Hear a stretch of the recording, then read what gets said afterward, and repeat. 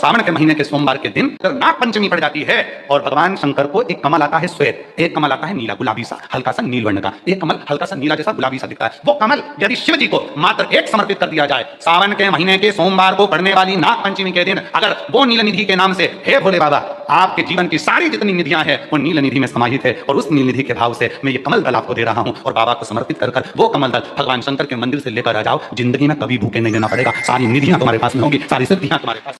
वो नील निधि 33 वर्ष में बाबा जी 33 वर्ष में 6 बार सावन के सोमवार को नाग पंचमी पड़ी। 2026 में सावन के सोमवार को 17 तारीख को बाबा की ये शिवरात्रि फिर पड़ रही है, वापिस नाग पंचमी पड़ रही है, वापिस नाग पंचमी पड़। सावन के सोमवार पर पड़ने वाली नाग पंचमी को निधि पंचमी कहा जाता है, नील निधि पंचमी। अरे वो नाग पंचमी है पर वो इतनी निधि दे देती है तो उसके लिए स्वयं देवादिदेव महादेव की कथा करती है, स्कंद पुराण वर्णन करती है, शिव पुराण वर्णन करती है। सावन के महीने में जब सोमवार पड़े, सोमवार के दिन नाग पंचमी पड़े, नाग पंचमी के दिन जो नील पुष्प भगवान शिव को कमल का समर्पित कर देता है और उसी कमल के पुष्प को नील निधि के रूप में लेकर आ जाता है, उसके पास में कभी जिंदगी में ना अष्ट सिद्धि की कमी होती है ना नवनिधि की कमी होती है। उसका देखो कितने संसार के लोग कर्जे में है, भले हमारा बैंक का कर्जा हो, लोन का कर्जा हो, चाहे तुमने दुनिया में कहीं से कर्जा ले रखा हो, एक बार अभी 17 अगस्त को पड़ेगी सोमवार को नाग पंचमी, 33 वर्ष में ये 7वीं बार। और हमने यहाँ तक कहा यदि कमल का पुष्प ना मिले तो एक महाराज जी एक पुष्प होता है नीले कलर का शंख जैसा हो जो शिव जी को बड़ा प्रिय है। अगर मान लो तुम्हें नील कमल ना मिले, नील कमल प्राप्त ना हो, कहीं सरोवर तालाब में अभी बहुत बारिश हो रही है, कहीं जाना नहीं, नील कमल नहीं मिल रहा, तो ये नीला पुष्प अगर आपको मिल जाए, एक बार नील निधि के नाम से शिव को समर्पित करना और बाबा को समर्पित कर उसी को वापिस लेकर आना। बाबा मेरे घर में अष्ट सिद्धि नव निधि निवास करे, कृपा करना। 1 साल के अंदर आप सब पत्र में लिखकर भेजोगे, आपको किसी के दरवाजे पर हाथ फिराने की जरूरत नहीं पड़ेगी, भगवान जो वैभव देगा वो देख के बनेगा। फिर हमें ना तो तप करना है, ना साधना करना है, ना कोई उपवास, ना कोई। और एक और चीज बड़ी सुंदर लिखी है महाराज, यदि डॉक्टर ने कह दिया तुम्हारे शरीर में कोई गठान है, बहुत बड़ा कोई रोग हो गया है, ये छूट नहीं रहा है, बहुत तकलीफ में पड़े हुए हो और मिट नहीं रहा, तब शिव जी के शिवलिंग पर एक दुर्वा का मुख हो जलाधारी की हो जहां से पानी बहता, बेलपत्री का डंडी का मुख हो जहां से जल बहता जलाधारी की हो, और 2 छोटी छोटी कटोरियों में यदि सावन महीने के सोमवार की नाग पंचमी पर अगर दूध चढ़ाया जाता है और उसको दूध चढ़ी हुई बेलपत्री और दुर्वा दोनों को लेकर आया जाता है। दुर्वा सुबह के समय 2 दिवस में, जिस दिन चढ़ाओगे उस दिन 2 दिवस में उसको सुबह सुबह चबा कर खा लीजिए और बेलपत्री को जिस कक्ष में आप सोते हैं उस कक्ष में उसको रख लीजिए, कहीं पर भी हमेशा के लिए। जो शरीर का रोग है वो धीरे धीरे मिटेगा ही और 4 से 6 महीने के अंदर बड़े से बड़ा रोग सारी रिपोर्टें नीलाकर सामने खड़ी। ये कोई साधारण नहीं है, सावन महीने का सोमवार उस दिन पड़ने वाली नाग पंचमी।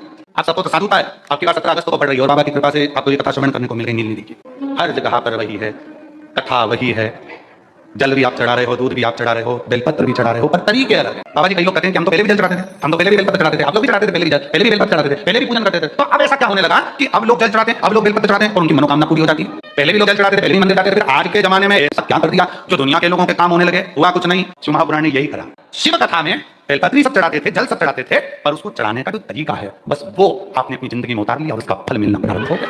सावन के महीने में जो सोमवार है उस दिन नाग पंचमी, उस दिन नील निधि का प्रयोग करिए। आप कितने भी, हम तो यहाँ तक कहेंगे जितने किसी न किसी रूप में कर्ज में डूबे, परेशान है, दुकान नहीं चल रही, व्यापार नहीं चल रहा, परेशानी हो गई, कोई ने जमीन पर कब्जा किया, कोई ने कुछ कर लिया, कोई ने कुछ कर लिया, जितने हैं सब करो और एक नील पुष्प, नील कमल के पास से नीला कमल मिल जाए ठीक है, नहीं मिले तो नील पुष्प चौकिया दर्शन कराया। अब आते हैं जिनके बच्चे एजुकेशन कर रहे हैं, पढ़ाई कर रहे हैं, कॉम्पिटिशन एग्जाम दे रहे हैं और उन बच्चों का सिलेक्शन नहीं हो रहा, और ये कथा स्वयं विश्वनाथ बाजने के लिए आए। जितने बच्चे एजुकेशन कर रहे हैं और जितने बच्चे कॉम्पिटिशन एग्जाम दे रहे हैं, रिजल्ट नहीं आ रहा, 1 नंबर से, आधे नंबर से, 1.5 नंबर से, 2 नंबर से ले जा रहे हो, तो प्रयास। सावन के महीने के सोमवार की नाग पंचमी के दिन लाल चंदन बाजार में होता है, लाल चंदन, उस लाल चंदन का लेपन घिस लो, उसको घिसकर बेलपत्री की दोनों पत्तियों में, नीचे वाली दोनों पत्तियों में उस लाल चंदन का लेपन, बेलपत्री के नीचे वाली दोनों पत्तियों में लाल चंदन का लेपन करिए और ऊपर वाले पत्ते पर केवल मौली, लच्छा, नाड़ा जो भी है वो बीच वाली पत्ती पर रखकर देवादिदेव महादेव को समर्पित कर दीजिए और बाबा पर 1 लोटा जल चढ़ा दो। शिव जी से प्रार्थना कर बेलपत्री वहीं छोड़ो, लच्छा लेकर आ जाओ और अपने हाथ में या अपने कमरे में उसको संभाल कर रखो। जब तुम्हारा विल पावर कमजोर हो, जब तुम्हें लगे कि मुझे ये कॉम्पिटिशन एग्जाम निकालना है, उस समय पर भले एग्जाम में तुम्हें बांध कर नहीं जाने थे, पर उसके पहले तक भी तुम्हारे शरीर के पास में वो लच्छा होना चाहिए। फिर भले उतार कर जाओ, एग्जाम देकर आओ, फिर पत्र इस व्यासपीठ पर तुम्हारा जरूर होगा मिले। साधारण नहीं है, सावन के महीने के सोमवार को पड़ने वाली शिव नाग पंचमी को नील निधि पंचमी कहते हैं। उस नील निधि का मतलब है सारी सिद्धियां एक ही निधि में प्राप्त। नाग पंचमी है, संपूर्ण सनातन वासियों को मेरी ओर से नाग पंचमी की बहुत बहुत बधाई और चौरसिया समाज को आज बहुत संपूर्ण विश्व की चौरसिया समाज को हमारी ओर से बहुत नाग पंचमी की बधाई हो, क्योंकि पूरा चौरसिया समाज कोई दूसरा नहीं है, संपूर्ण विश्व का चौरसिया समाज मेरे शेषनाग और भगवान के गले में रहने वाले वासुकी नाग के कृपा पात्र है, आशीर्वाद के पात्र है। संपूर्ण चौरसिया समाज को बहुत। श्रावण के महीने की पंचमी, चाहे नाग पंचमी हो, चाहे श्रावण महीने की शुक्ल पक्ष की, चाहे कृष्ण पक्ष की पंचमी हो, शिव जी पर जल चढ़ाया गया। और समझ लो अच्छे से, श्रावण महीने की पंचमी के दिन देवादिदेव महादेव पर चढ़ाई गई शमी पत्र, शंकर भगवान पर चढ़ाई गई शमी पत्र आस्तिक मुनि का नाम लेकर, कौन से मुनि? आस्तिक मुनि का नाम लेकर शमी पत्र को वापस उठाकर उसको अपने दरवाजे की चौखट पर कहीं पर भी या द्वार पर कहीं पर भी एक ओर रख देने पर घर के अंदर, बगीचे के अंदर सर्प प्रवेश नहीं करता। ध्यान रखिए, सर्प प्रवेश नहीं करेगा। शमी पत्र समर्पित करने पे, उस शमी पत्र को आस्तिक मुनि का स्मरण करने, कौन से मुनि है? आस्तिक मुनि का स्मरण करने पर भीतर घर के अंदर बगीचे में सर्प भी प्रवेश नहीं। उस शमी पत्र में जया, विषहरा, शामलीवारी, दौतली और देव, ये पांचों कन्याओं का भाव प्रकट हो जाता है और वो कन्याएं हमारे घर के द्वार की रक्षा करती हैं। तुम्हारे घर की बहन बेटी क्या करती हैं? तुम्हारे घर की बहन बेटियां क्या करती हैं? घर में बहन बेटी आती हैं तो बदुआ देकर नहीं जाती।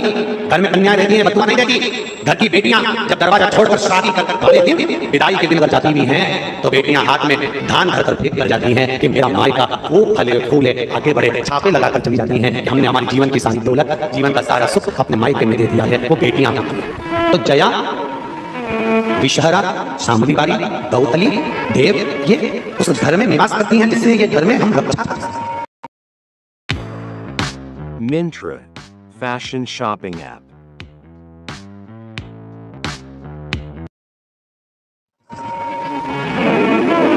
रक्षा कर सकते हैं। श्रावण के महीने की पंचमी, कौन सी तिथि? पंचमी, चाहे वो शुक्ल पक्ष की हो चाहे वो कृष्ण पक्ष की। श्रावण महीने की पंचमी के दिन शंकर भगवान पर जिस जिस परिवार के व्यक्ति का कांवड़ जल हमने बताया आपको, जरूरी नहीं है डंडा बांधकर 2 कांवड़ के जल के लोटे लेकर जाओ, आप अपने हाथ में भी 2 पात्र लेकर जा सकते हैं। पंचमी तिथि के दिन हाथ में 2 लोटे जल के, 2 कलश जल के जब हम शंकर भगवान को चढ़ाते हैं तो ऊपर जो कमंडल होता है शिव जी के ऊपर जलधारी होती है जिसमें जया, विषहरा, शामलीवारी, दौतली और देव, शंकर भगवान की 5 बेटियां जिसमें विराजमान होती हैं। जब हम जल समर्पित करते हैं, हमारे पीढ़ी में, परिवार में अगर कोई अधोगति में मर गया होता है, कुंवारी अवस्था में चले गया होता है, गर्भ में मर गया होता है, गर्भ के बाहर निकलकर भी अगर कुंवारी अवस्था में चले गया होता है, तो श्रावण महीने की दोनों पंचमी पर परिवार का अगर कोई एक व्यक्ति भी जल चढ़ा देता है शंकर भगवान पर, तो सर्प की योनि में नहीं पड़ता, जीव मुक्त हो जाता है। प्रेत योनि में सर्प की योनि से मुक्त हो जाता है।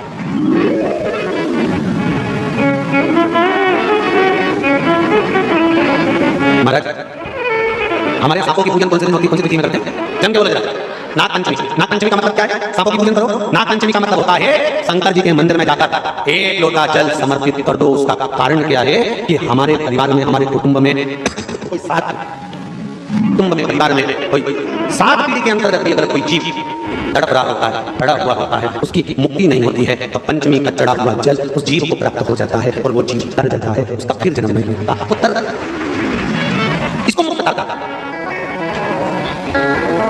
इसको मोक्ष करता है।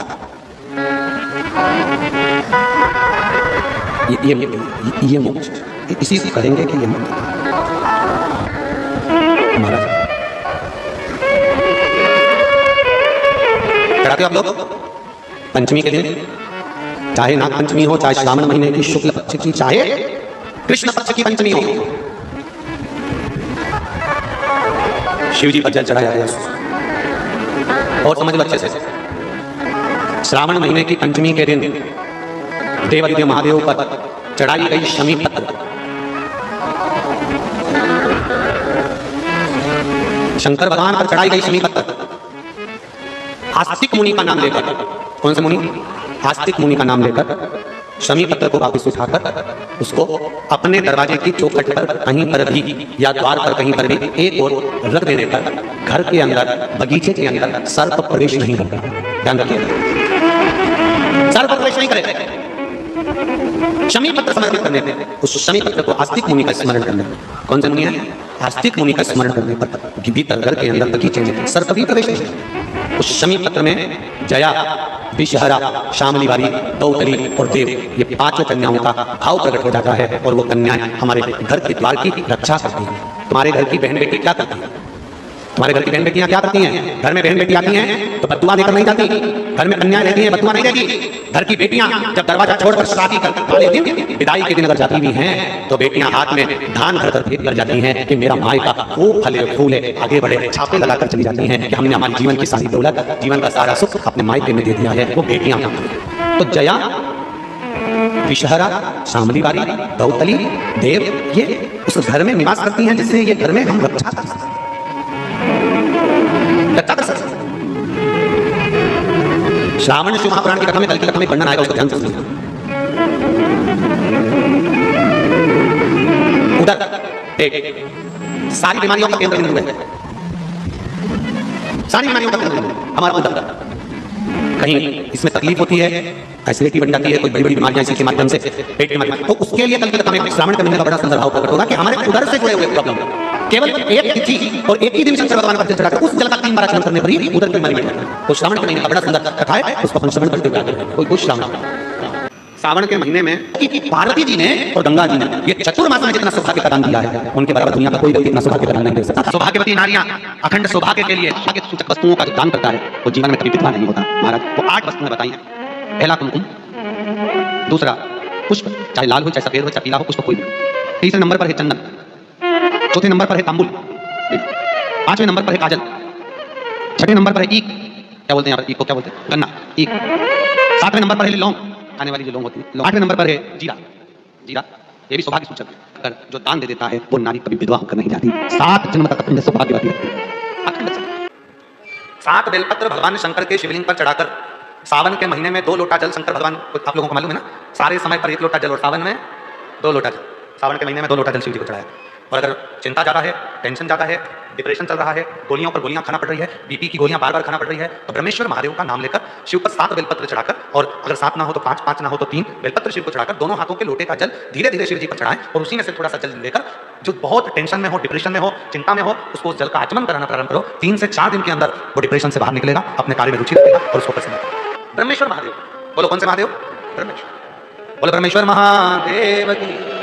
कहे गुरुजी हमारा इतना कर्जा हो गया, गुरुजी इतना कर्जा हो गया, गुरुदेव वो कर्जा समाप्ति नहीं हो रहा, हमारा पैसा विदेश में बच गया, हमारा पैसा किसी ने खा लिया, हमारा पैसा नहीं आ रहा, हम तो जगह जगह से कर्ज लेकर अपना कर्जा चुका रहे हैं, वापिस कर्जे में डूबते जा रहे हैं। हमारा निवेदन है शिव जी के मंदिर में भगवान शंकर को अगर आप जल चढ़ाने के लिए रोज जाते हो, प्रतिदिन जाते हो, आप जब शिव जी को जल चढ़ाते हो तो आप जल चढ़ाने के बाद अपने हाथ की ये 3 रेखा, ये 3 उंगलियां, अपने हाथ की ये 3 उंगलियां 3 स्थान पर स्पर्श करो। शिवलिंग का स्पर्श, जगतजननी दुर्गा भवानी अर्थात जिस पे शिवलिंग रखा हुआ है वो जलाधारी का स्पर्श, और तीसरा जैसे ये पानी चढ़ाने के बाद ये पानी यहाँ आता है, यहाँ से जो नीचे गिरता है, जितनी मोटाई शिवलिंग की जलाधारी की है उस जगह पर अपनी 3 उंगली का स्पर्श तुम मुकेश्वर महादेव के नाम से करो, और यही 3 उंगली लाकर अपने घर के दरवाजे पर स्पर्श करो। धीरे धीरे गया हुआ पैसा वापिस आएगा, कर्जे से तुम मुक्त जरूर हो। इतनी अड़चने, जीवन की जितनी अड़चने हैं, ये तुम जी के नाम का स्मरण करने से, तुम मुकेश्वर महादेव का स्मरण करने से छूटेंगी। सावधानी से समझना, सावन का महीना है, बहुत प्रेम से समझिएगा। शिव की परिक्रमा जब हम करते हैं, उस परिक्रमा का फल हमें बाबा कब प्रदान करते हैं वो समझने वाला विषय है। हमारे शास्त्र कहते हैं कि शंकर की 3 परिक्रमा करो, या भगवान की 3 परिक्रमा करो, या देवता की 3 परिक्रमा करो। परिक्रमा का फल कब मिलता है?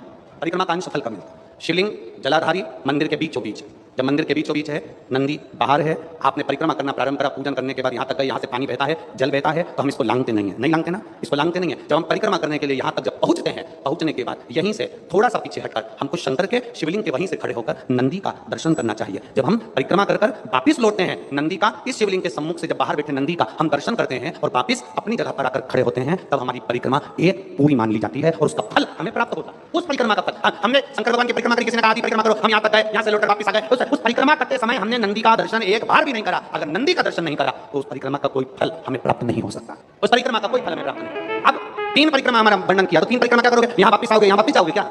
बोलो जम के वापिस जाओगे क्या? नहीं। 3 परिक्रमा शंकर भगवान की जो वर्णन करी गई, यहाँ से चले, यहाँ पहुंचे, पहुंचने के बाद आपने यहाँ शिव जी का शिवलिंग के वहीं से नंदी का दर्शन करा, फिर वापिस पलटे, फिर नंदी का दर्शन करा, फिर पलटे, फिर नंदी का दर्शन करा। यहाँ खड़े होकर आप जब 3 बार नंदी का दर्शन कर लेते हो, एक ही परिक्रमा में 3 बार नंदी का दर्शन कर लेते हो, तो 3 परिक्रमा का फल प्राप्त हो जाता है और हमारा वो कार्य सफल हो जाता है। 3 परिक्रमा का फल हमें प्राप्त